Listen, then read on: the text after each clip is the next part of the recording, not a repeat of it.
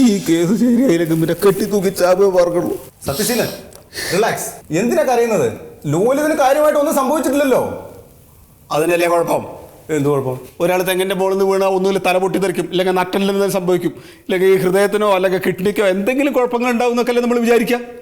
ഇതൊന്നുമില്ല എന്ന് ഡോക്ടർ പറഞ്ഞു കഴിഞ്ഞാൽ പിന്നെ അതിന് അയാൾക്ക് കാര്യമായിട്ട് ഒന്നും സംഭവിച്ചിട്ടില്ല. കാലിന് ചെറിയൊരു ഫ്രാക്ചറേ ഉള്ളൂ. ഡോക്ടറെ, നിങ്ങളിൻ്റെ പ്രതീക്ഷ കളയരുത്. ഞങ്ങളുടെ പാർട്ടിയുടെ ഏറ്റവും നല്ലൊരു പ്രവർത്തകനാണ് ഈ ലോലിതൻ. അയാളുടെ ചികിത്സാ ഫണ്ട് രൂപീകരിക്കാൻ വേണ്ടിയിട്ട് നോട്ടീസ് അടിക്കാനും റെസീറ്റ് അടിക്കാനും ഞാൻ ശിവകാശിക്ക് ആളെ പറഞ്ഞു വെച്ചിട്ടാണ് ഇപ്പോൾ ഇങ്ങോട്ട് വരുന്നത്. ഒരാൾ തെങ്ങിന്റെ മുകളിൽ നിന്ന് വീഴുമ്പോഴേക്ക് നിങ്ങൾ ചികിത്സാ സഹായമോ? ഇതിനൊക്കെ കുറച്ച് സമയം വേണ്ടേ സത്യശീല? എന്ത് സമയന്ന്? ഇപ്പം ഞാനിതിപ്പോൾ ചെയ്തിട്ടില്ലെങ്കിൽ ഇതിനകത്ത് വേറെ ആളുകൾ കയറിക്കൂടും. ആ കോയാന്നൊക്കെ പറയുന്ന ചില ടീമുകളുണ്ട്, വന്നു കഴിഞ്ഞാൽ പിന്നെ ഒന്നും കിട്ടില്ല. അതാ വന്നു. അസലായി. എന്താ സത്യശീല, ഇന്ന് മീറ്റിംഗൊന്നും പോയില്ലേ? എന്ത് മീറ്റിംഗ് ഒന്നുമില്ല. എന്റെ പാർട്ടിയിൽ പെട്ട ഒരാൾ ഇവിടെ തെങ്ങിന്റെ മുകളിൽ കിടന്ന് വീണ്ടും ആസ്പത്രി കിടക്കണം. പിന്നെ എന്ത് പാർട്ടി മീറ്റിംഗ് ആണ്? അതുകൊണ്ടൊന്നും ഈ വിഷമിക്കാക്കണ്ട. ആ കാര്യങ്ങളൊക്കെ ഞാൻ നോക്കിയോണ്ട്. എന്തോന്ന്?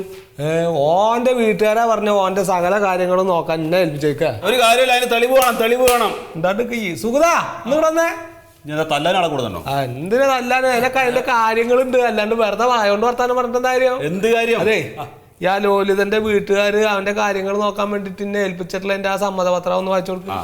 ഞങ്ങൾ ജയന്തേരെ വിളിച്ചിട്ടേ എല്ലാ സങ്കടവും പറഞ്ഞിരുന്നു. അങ്ങനെ ഏൽപ്പിച്ചാ ഞാൻ വായിച്ചു. കണ്ണമ്പള്ളി തെക്കേതിൽ തെങ്ങുകയറ്റക്കാരൻ ലോലിതൻ എന്ന എൻ്റെ ഭർത്താവ് തെങ്ങിൽ നിന്ന് വീണ് നട്ടല് തകർന്നു കിടക്കുകയാണ്. കരൾ, വൃക്ക, ഹൃദയം എന്നീ അവയവങ്ങൾക്ക് മാരകമായ ക്ഷതങ്ങൾ പറ്റിയ ലോലിതന്റെ ചികിത്സയ്ക്ക് ഏതാണ്ട് 25 ലക്ഷത്തോളം രൂപ വരും എന്ന് പ്രതീക്ഷിക്കുന്നു. ഈ തുകയ്ക്കായി ശ്രീ കോയയെ കൺവീനറാക്കി ഒരു ചികിത്സാ സമിതി ഉണ്ടാക്കി സഹകരണ ബാങ്കിൽ അക്കൗണ്ട് തുടങ്ങി. ആ അക്കൗണ്ടിൽ അപ്പോഴത്തേക്ക് അക്കൗണ്ടും തുടങ്ങിയ ഒരാളൊന്ന് തെങ്ങുന്ന് വീണിട്ടില്ലല്ലോ. അത് വിചാരിച്ചിട്ട് അക്കൗണ്ട് തുടങ്ങാണ്ടിരിക്കാൻ പറ്റുമോ? എന്റെ കോയ, നിങ്ങൾ ഇതിന് വെച്ച വെള്ളം അങ്ങ് വാങ്ങി വെച്ചേക്ക്. എന്താണാവോ? എന്താന്ന്, ലോലിതന്റെ കാലിന് ചെറിയൊരു ഫ്രാക്ചറേ ഉള്ളൂ, അല്ലാതെ മാരകമായിട്ടുള്ള ഒരു അസുഖം ഇല്ലെന്നാണ് ഈ ഡോക്ടർ പറയണത്. നിങ്ങളെന്ത് വർത്താന ഡോക്ടർ ഈ പറയണത്? 10-25 അടി ഉയർത്തുന്ന ഒരു മനുഷ്യൻ വീണ് കഴിഞ്ഞാൽ പിന്നെ തണ്ടലിനൊന്നും പറ്റില്ല എന്ന് പറയണത്. നിങ്ങൾ പറഞ്ഞു വരുന്നതിന്റെ പൊരുളൊക്കെ എനിക്ക് മനസ്സിലായി. ലോലിതന്റെ ആരോഗ്യനിലയിലെ വേണമെങ്കിൽ ചില പ്രശ്നങ്ങളൊക്കെ ഞാൻ വരുത്തി തരാം. എങ്ങനെ? അതായത് ലോലിതന്റെ റിപ്പോർട്ടില് അയാൾ കുറച്ച് കോംപ്ലിക്കേഷനിൽ പ്രശ്നത്തിലാണ് എന്നുള്ള രീതിയിൽ ഞാൻ റിപ്പോർട്ട് എഴുതാം. നിങ്ങൾക്ക് പ്രയോജനപ്പെടുമെങ്കിൽ മാത്രം.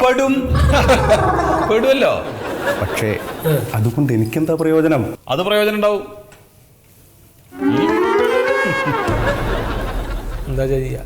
എന്ത് ഞാൻ എന്താ ചെയ്യാന്ന് ഡോക്ടറെ, കോയ തരണേക്കാൾ ഒരു പടി കൂടുതൽ ഞാൻ എന്താ ചെയ്യാം? അതെന്താ സത്യശീല ഒരു കച്ചവടം ഉറപ്പിക്കണ ഇടയിൽ? ഞാനല്ലേ ഇവിടെ ആദ്യം വന്ന ആള്. ഈ ആദ്യം വന്നു വെച്ചിട്ട് ഞാൻ എന്റെ സമ്മതപത്രമായിട്ടാ വന്നേക്കണേ. സമ്മതപത്രം കൊണ്ടൊന്നും കാര്യമില്ല. ലോലിത് എന്റെ പാർട്ടിയുടെ ആളാണ്. എന്റെ പാർട്ടിയുടെ ആൾ, എന്റെ പാർട്ടിയുടെ ആളുടെ തെങ്ങിന്റെ മുകളിൽ വീണേക്കണ ലോലി.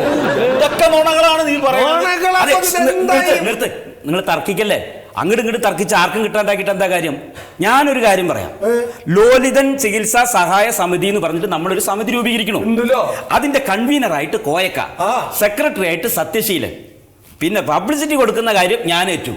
അപ്പൊ അങ്ങനെ ആകുമ്പോ കാര്യങ്ങളൊക്കെ അങ്ങോട്ടും ഇങ്ങോട്ടും ഒരേ മാതിരി ആവണം. കിട്ടുന്നത് 50-50. അങ്ങനെയാണെങ്കിൽ സൗകര്യം ചെയ്ത് പറഞ്ഞോ, അല്ലെങ്കിൽ വെറുതെ അതിന്റെ മുകളിൽ വർത്താനം പറഞ്ഞിട്ട് എല്ലാം കൂടി കളയാൻ നിൽക്കണ്ട.